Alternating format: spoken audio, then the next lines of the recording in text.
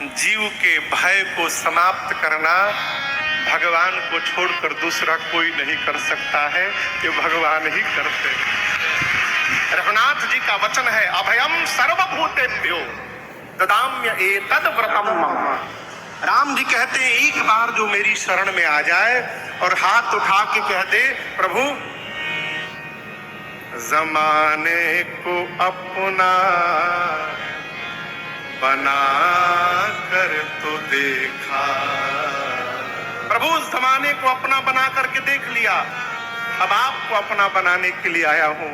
प्रभु हम आपकी शरण में आ गए हैं। राम जी कहते हैं, सक्र प्रपन्नाय तवास्मिति च याचते, मैं अभयम सर्वभूतेभ्यो ददाम्य एतत् व्रतम मम। ये मेरा व्रत है। एक बार जो शरण में आके कह दे मैं आपकी शरण में हूं, पूरे संसार में उसको निर्भय बना देता हूं, ये मेरा वचन है। जब सारे लोग भय से ग्रसित हो गए तो सबके भय को समाप्त करने के लिए भगवान स्वयं आगे बढ़ गए।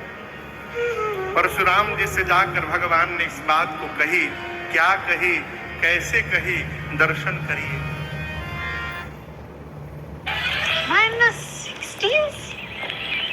No, my sunscreen is.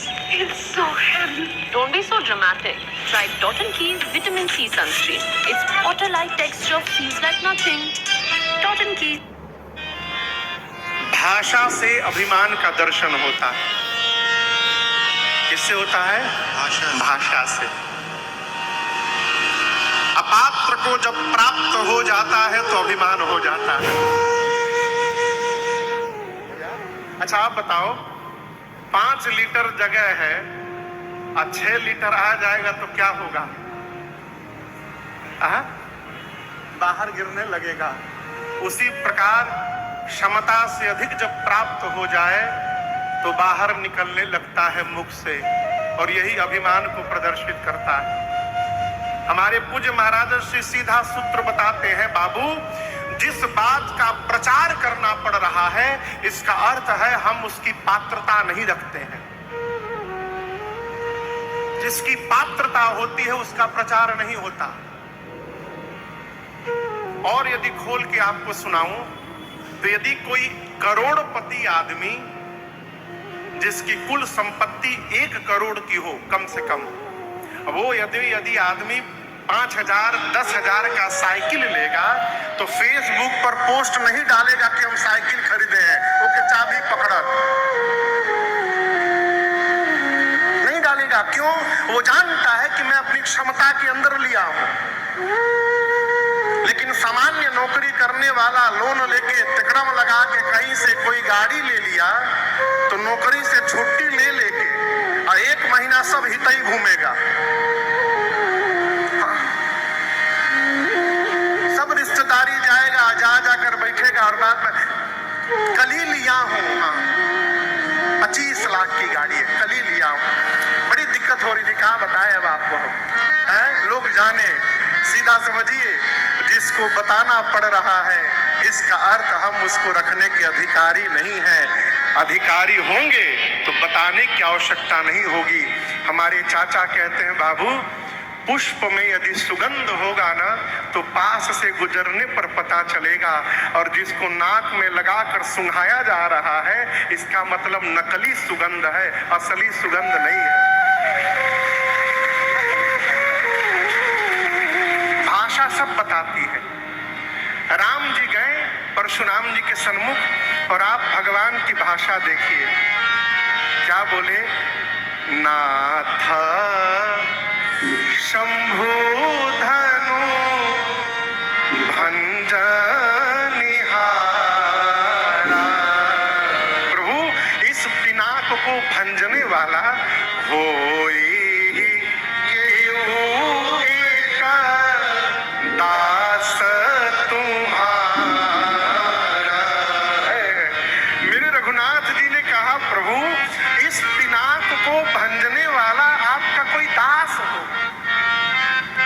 अब इसके भीतर प्रवेश यदि करिए तो रघुनाथ जी कहना चाहते हैं, प्रभु इतना बड़ा कार्य बिना आपके आशीर्वाद के संभव होने वाला नहीं है।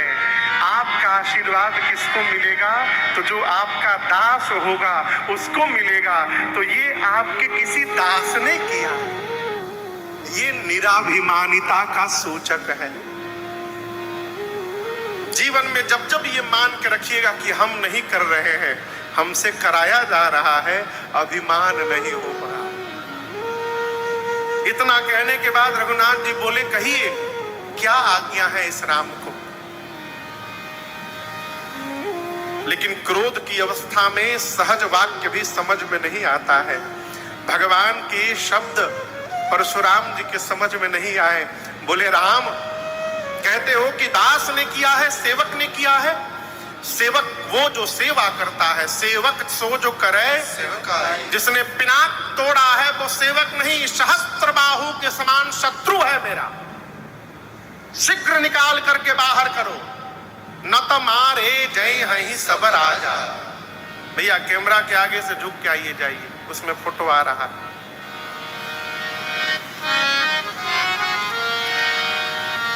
क्या कहा? जिसने पिनाक तोड़ा है वो सहस्त्र बाहु के समान मेरा शत्रु है। निकाल करके बाहर करो, नहीं तो जितने राजा आए हैं सबको मार दूंगा। अब राजा घबरा गए, आपस में बात करने लगे, बताओ राम जी को सीधा सीधा बोलना चाहिए, यहां लाल बुझक्कड़ खेल रहे हैं। पहले सन्मार्ग में, पता नहीं अब आता है कि नहीं आता है, रविवार को एक लाल बुझक्कड़ आया करता था। यहाँ कहते हैं कि बताइए सीधा कहना चाहिए, हमने तोड़ा है, तो कह रहे हैं कि दास ने तोड़ा है। बाबा जी समझ ही नहीं पा रहे। अब परशुराम जी आवेश में, लक्ष्मण भैया समझे कि जिस भाव से बाबा जी पूछ रहे हैं, हमारे भैया उस भाव से उत्तर नहीं दे पाएंगे। What's up, Mom? नया एपिसोड ड्रॉप हुआ है ना? मेरा भी नया फुल एपिसोड ड्रॉप हुआ है। एपिसोड 1 याद था, एपिसोड तूने क्या लिखा था नाम? हाँ, इनकी जोड़ी मेरे से बनेगी अच्छी।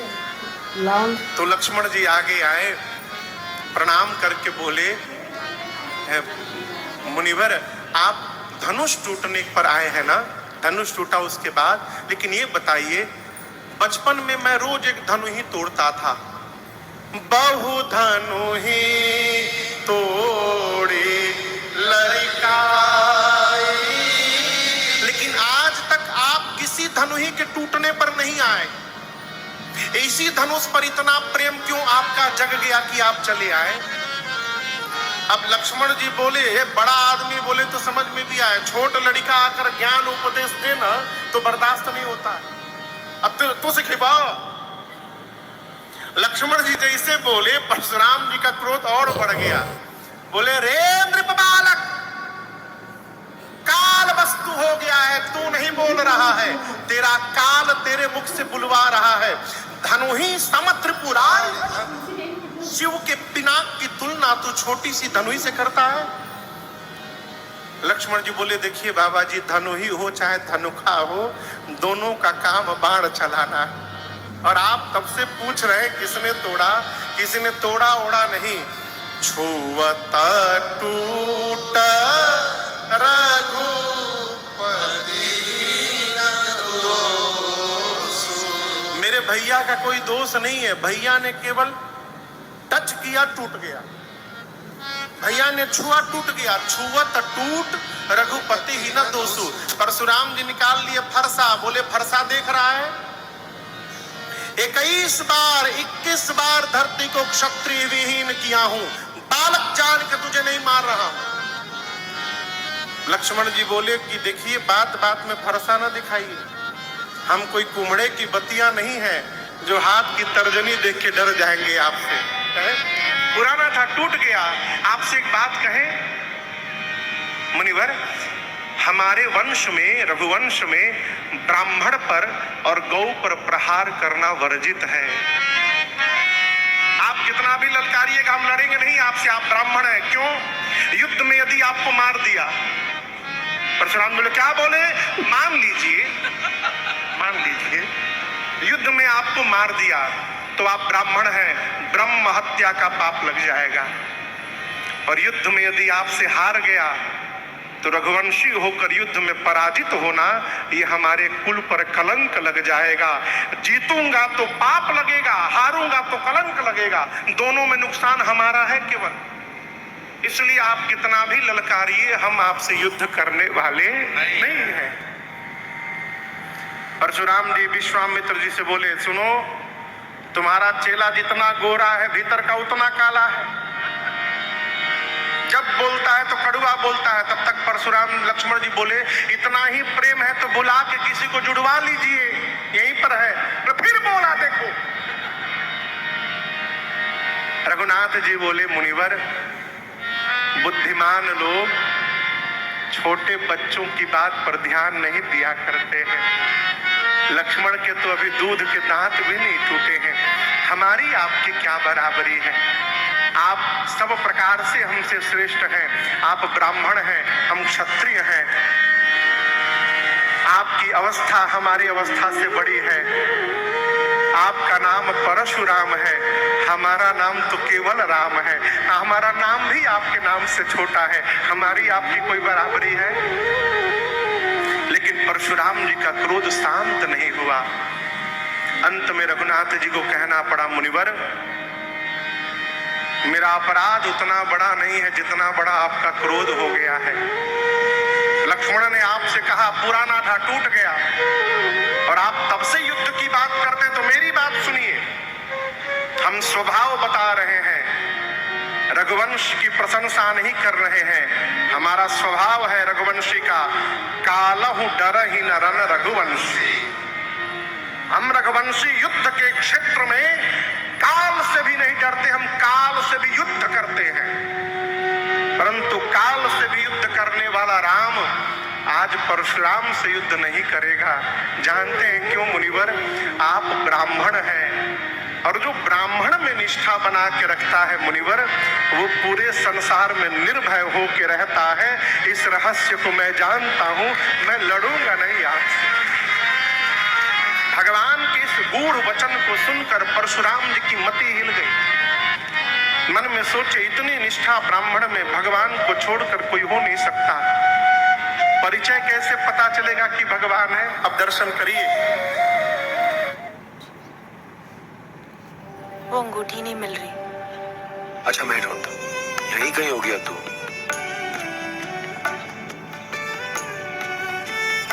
अंगूठी मेरे पास थी, लेकिन मेरा हीरा मुझसे दूर था। गहने जो लाए त्योहार खास पलों का, अलका बाई इंद्रिया, आदित्य बिरला ज्वेलरी। परशुराम जी के पास एक और धनुष है ना, अजगौ। क्या नाम है? अजगौ। ये भगवान श्री हरि का धनुष है। धनुष की डोरी एक छोर पे बंधी रहती है और उसके बाद पूरे धनुष में लिपटी रहती है। जब धनुष का स्वामी युद्ध का समय आता है तो डोरी को बाहर घुमाव से निकालकर धनुष को नीचे झुकाकर और अपने हिसाब से प्रतंचा चढ़ाता है। परशुराम जी सोचे कि भगवान के धनुष पर भगवान को छोड़कर दूसरा कोई प्रत्यंचा चढ़ा ही नहीं सकता। यदि ये प्राण इस अजगौ की झुकाकर इसकी प्रत्यंचा चढ़ा दे तो ये निश्चित हो जाएगा कि ये भगवान है। तो परशुराम जी ने कहा, राम, रमापति कर धन लेहु, खैचहु मिटै मोर संदेहु। इसको खींचिए और मेरा संदेह समाप्त करिए। और जैसे परशुराम जी ने दिया, यहाँ गोस्वामी जी गीता प्रेस में लिखा है, देत चाप आप वही चली गया हूं नहीं है। इनके अनुसार जैसे परशुराम जी ने दिया, धनुष अपने आप राम जी के पास चला गया, नहीं, ये नहीं अर्थ। क्या है? देता चाप